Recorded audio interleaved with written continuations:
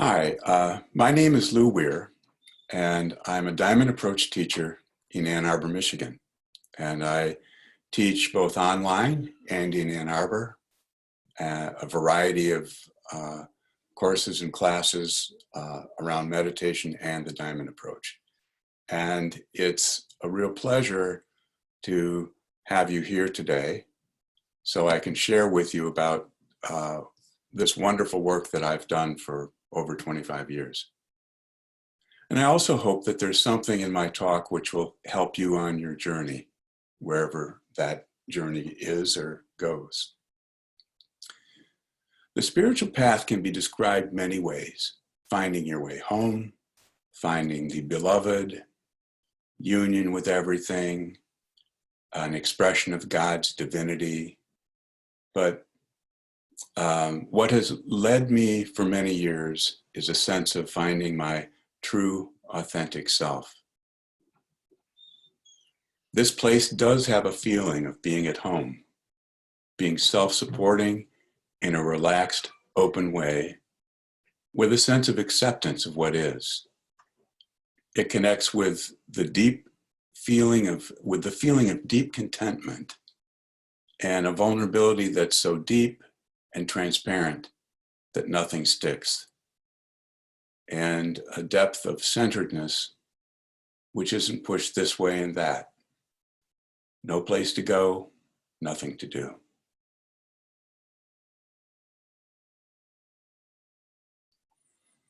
But when we come to spiritual practice, we often see that something's a little bit off. We wonder, how is it that I became lost or disconnected from who I really am? In the Diamond Approach, we see that it is in part, how we grew up. We start out as a baby in this beautiful place of openness and spontaneity. You can see this in babies when you look at them. But as we grow up, we're gradually taught that we need to be something other than what we are. We might have a place in us which is big and bold. Maybe we're in a store as a small child, and we see a toy on the aisle and we grab for it, and our mother gives us a look. Now, instead of learning the lesson that it's not good to grab things in stores, we take it in a different way. We tend to think that it's not okay to be how we are. It's not okay there's something wrong with our natural wanting. And, that's usually the conclusion in the best of circumstances. Many times our parents don't recognize our true nature, or are sometimes even challenged by it. A father might be upset by the unabandoned joy expressed by a small child. Now, because of the love for our parents, we start to give up on ourselves in certain ways, and it shapes us. A small boy has an artistic temperament and is introspective, but he's in a family that's athletic and gregarious. He'll tend to shut down that sensitive part. So he leans in the direction of being more forceful in life. So we begin to create an identity, which is a way of, by its very nature, it's different than the way that we would be naturally. So there's kind of a gap between our expressed identity and who we are at our depth. And this can be painful, because in order to create this false identity and identify with it, we had to cut off parts of ourselves.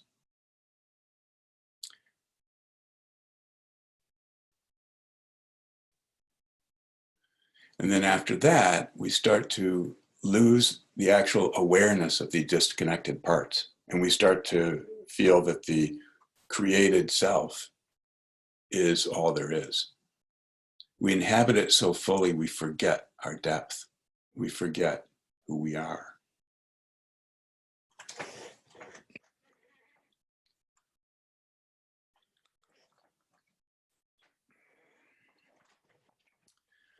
But there's another part of ourselves that we in the Diamond Approach call essence. It is who and where we are when we are relaxed and open and authentic. Our essential nature is beyond our conditioning, beyond the ways that we've made ourselves into something, beyond our ideas and beliefs. It's naturally free and in direct contact with the timeless spiritual qualities like love, compassion, integrity, and so forth. So in our practices, we see that our essence comes in different flavors. It could be joyful, it could be strong, it could be it could be full of will, compassion, or many others. And we notice that how we're brought up limits our experience of this open, pure nature that exists. Our defenses, our projections, and our patterns are designed to make ourselves see ourselves in a certain way, and then we want others to see us that way too. So we live in a giant feedback loop with others to support that. So it becomes a little complicated when we start to pull this apart and start to know ourselves. But living a life of essence is not about shaping ourselves to some ideal, but living our life fully without preconceptions about how we should be, free. So the pattern of how we develop becomes our way home. We follow that thread back and we start to understand it in a more complete way by including all of the openings that we experience, but also, maybe more importantly, the barriers that we have to this free, open place.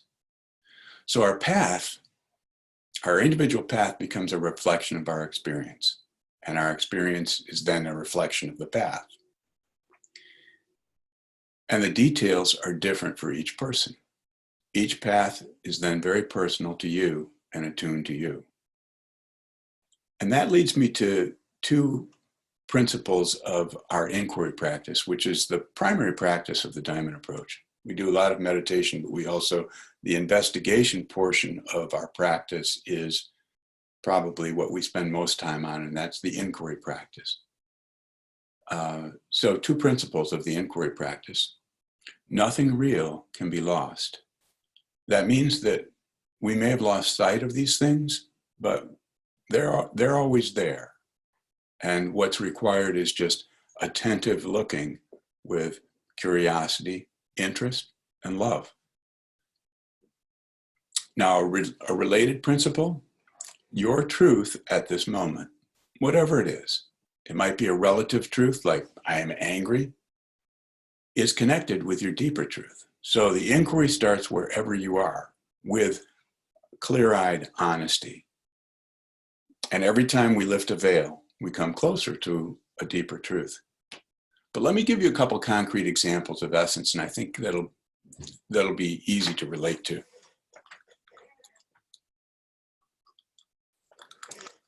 Suppose you're heated up over some kind of unfairness that you see in your life.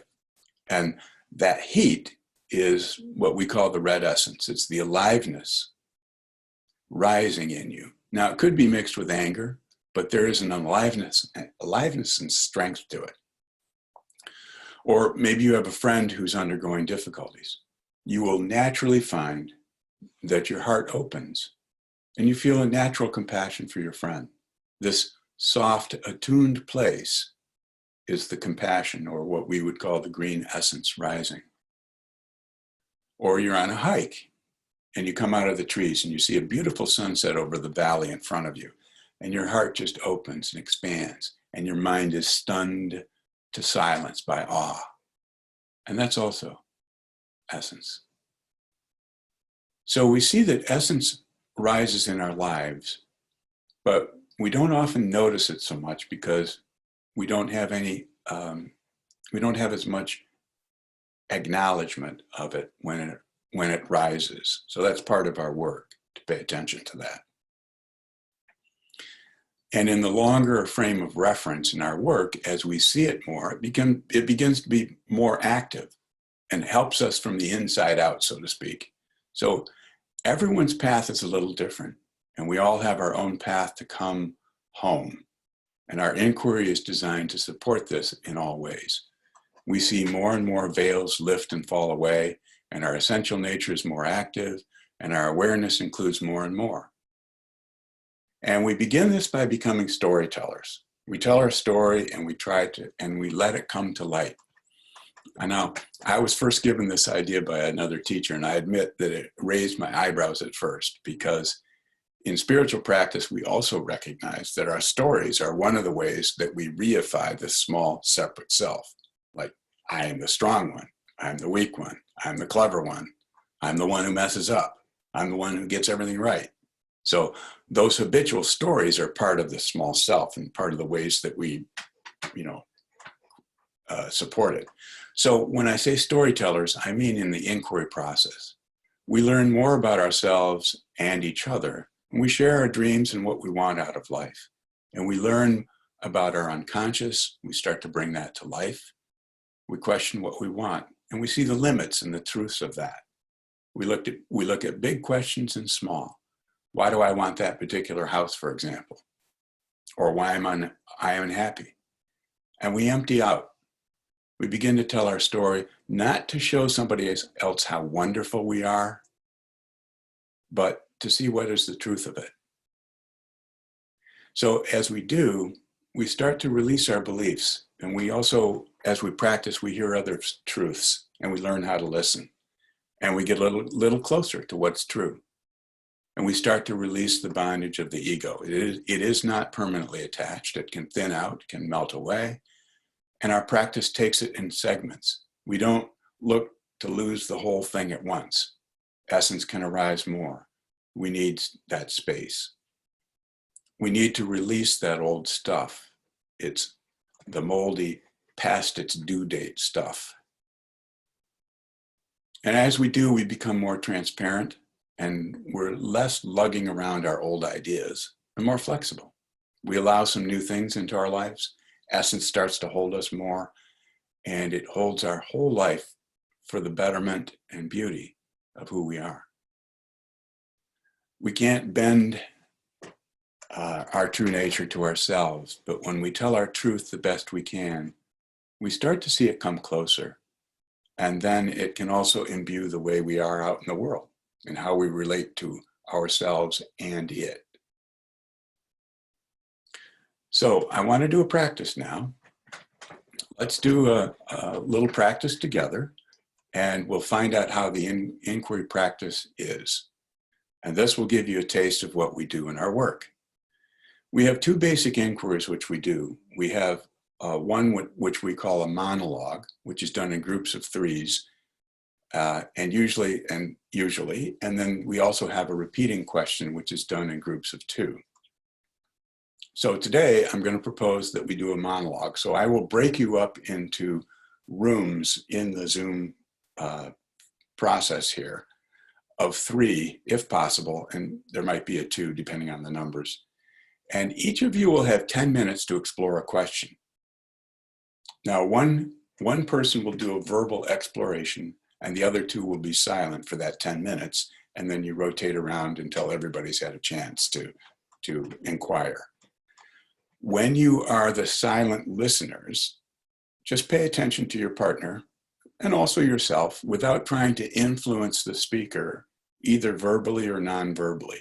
You know what I mean? You can kind of just be a receptive audience without, interacting either, by nods and winks or anything like that.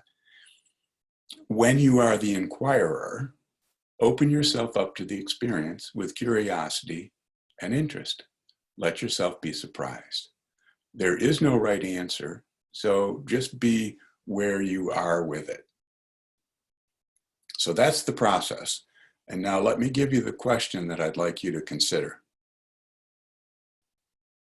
The question to look at is, what brings you here today? What does your heart want for you in your spiritual practice and in your life?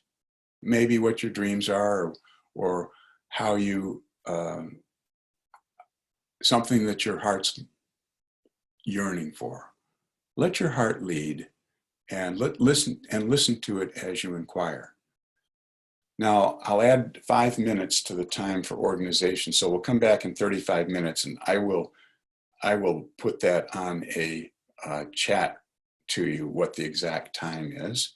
But first I want to put you into separate rooms, and I want to stop the recording now.